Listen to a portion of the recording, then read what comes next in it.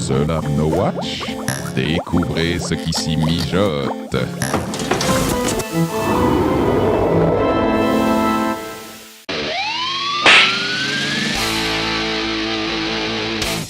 Salut à tous et bienvenue dans Slap, le podcast qui claque pour ne rien rater de l'actu des séries. Cette semaine, Slap se prépare déjà pour Halloween et se retrouve envahi par des gangsters, des vampires, des loups-garous, des silons et des sorcières. C'est pas faute de l'avoir dit, Charlie's Angels n'est pas une bonne série. Même pas un remake potable d'une série déjà moyenne. ABC a mis le temps, mais l'a compris et a stoppé net le tournage de la série qui ne comptera pas plus de 8 épisodes. Mais faute d'avoir autre chose à diffuser à la place, elle continuera de proposer les épisodes restants. Décidément, quand on a les deux pieds dedans, c'est bien difficile de s'en sortir. N'est-ce pas Canal+? Tout fier d'annoncer il y a quelques jours l'achat de la série. Qui c'est qui s'est fait avoir? C'est pas nous! Le premier drama de la saison à obtenir une saison complète est Ringer.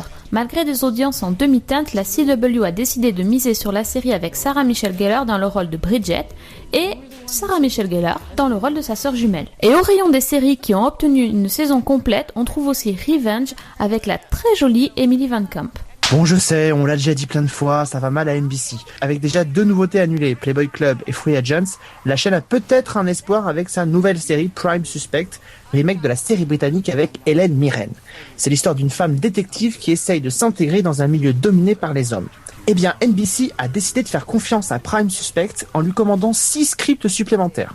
Elle a aussi prévu de rediffuser les premiers épisodes de la série dans la case laissée vacante par les bunnies de Playboy Club.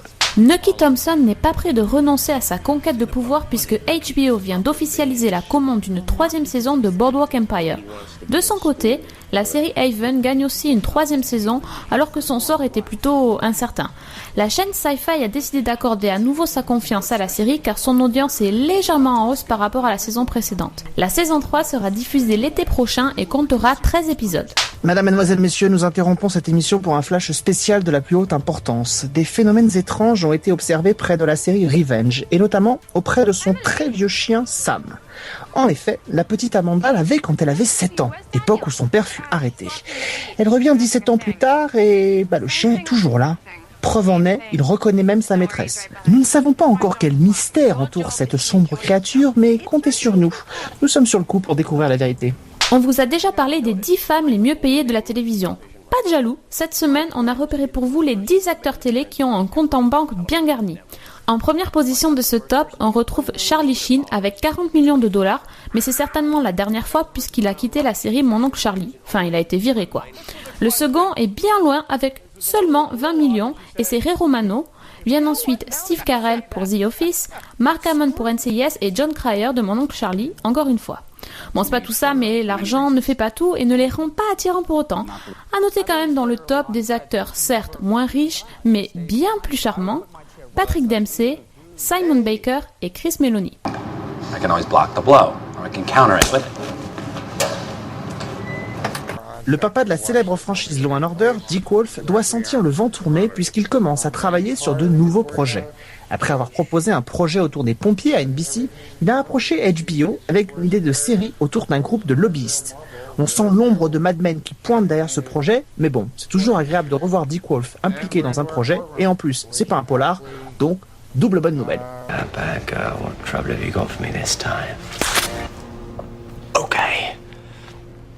L'événement télé de cette semaine, c'est la diffusion sur Orange, juste quelques semaines après sa diffusion américaine, de la saison 4 inédite de True Blood, la série diaboliquement barrée de Alan Ball. Cette saison reprend quelques temps après le cliffhanger de la saison 3 où Sookie en apprenait plus sur son passé, mais aussi découvrait la trahison de Bill.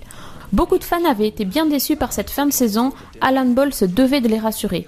On ne peut pas dire s'ils le seront tous à l'issue de cette saison, mais il s'en est donné les moyens. Sorcières et fées seront au cœur de cette saison et on nous promet un final des plus choquants pour celles et ceux qui suivent la série. On ne vous en dira pas plus, rendez-vous tous les mardis sur Orange Cinémax pour suivre la suite des aventures de la petite ville de Bontemps.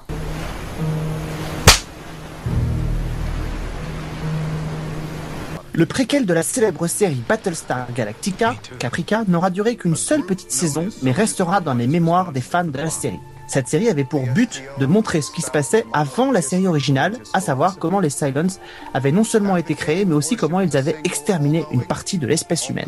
Si vous avez raté la diffusion sur Sci-Fi, pas de panique, le DVD et le Blu-ray sortent enfin chez nous à partir du 25 octobre. Et le moins que l'on puisse dire, c'est que l'édition n'est pas avare en bonus. En plus des traditionnelles scènes coupées et autres making-of, vous aurez aussi des documentaires sur l'histoire de la planète Caprica, sur la bande originale de la série, juste magnifique. La série est tellement superbe visuellement que l'on ne saurait que trop vous conseiller, si vous pouvez, d'opter pour la version Blu-ray, car elle permettra sans nul doute de sublimer la série.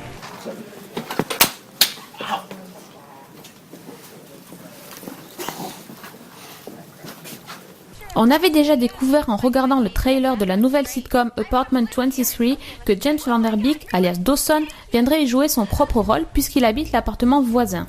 La sitcom s'apprête maintenant à accueillir 2 autres anciennes gloires des séries télé, en la personne de Dean Cain, qui avait le rôle principal dans Lois et Clark, et Kevin Sorbo, le très musclé Hercule. Il se murmure aussi que la sitcom, qui arrivera à la mi-saison, devrait changer de nom pour devenir Don't Trust the Beach in Apartment 23. Ce serait pas une façon de faire du buzz, ça? Gaius Charles, qu'on avait vu dans le rôle de Smatch dans Friday Night Lights, va apparaître dans un épisode de Panam où il jouera un soldat. L'épisode devrait être programmé en novembre sur ABC. Alan Dale, l'interprète du mystérieux Charles Whitmore dans Lost, va retrouver son ancien compagnon de jeu Michael Emerson, alias Benjamin Linus. En effet, l'acteur va participer au 8e épisode de Person of Interest, le nouveau thriller produit par J.J. Abrams. Dale y interprétera un ancien membre de la Stasi, les services secrets de l'ancienne RDA. Sinon, dans un tout autre registre, Dale sera aussi guest dans Once Upon a Time, où il sera le père du prince charmant.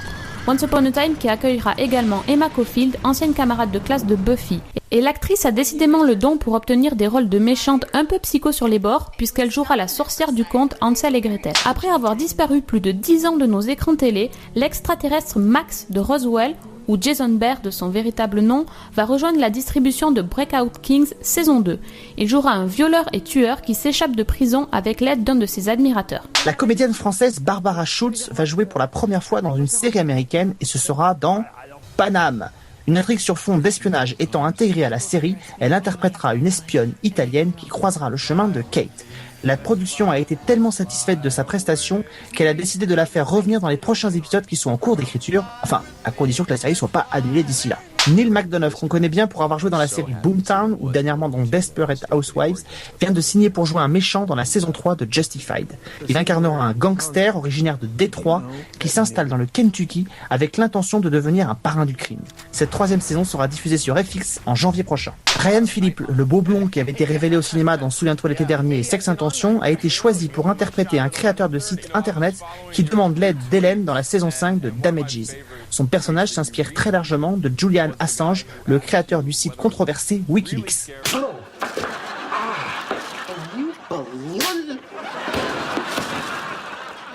Attention, poids lourd des séries. Le transporteur débarque sur les écrans. Outre que cette série risque d'être notre nouvelle tête de turc dans les prochains mois, elle commence déjà à avoir de petits soucis. Enfin petit, c'est vite dit. Qu'est-ce qu'il y a de pire pour une série qui coûte super cher ? Eh ben de stopper le tournage pour 2 semaines pardi. C'est pourtant ce qui arrive suite à la blessure que s'est faite le comédien principal de la série, Chris Vance. Je sens que l'on tient notre nouveau boulet. En même temps, un type qui freine le tournage d'une série comme celle-là, il peut pas être foncièrement méchant. On se quitte cette semaine avec les toutes premières images de la saison 2 de Braco, diffusée en novembre prochain sur Canal+.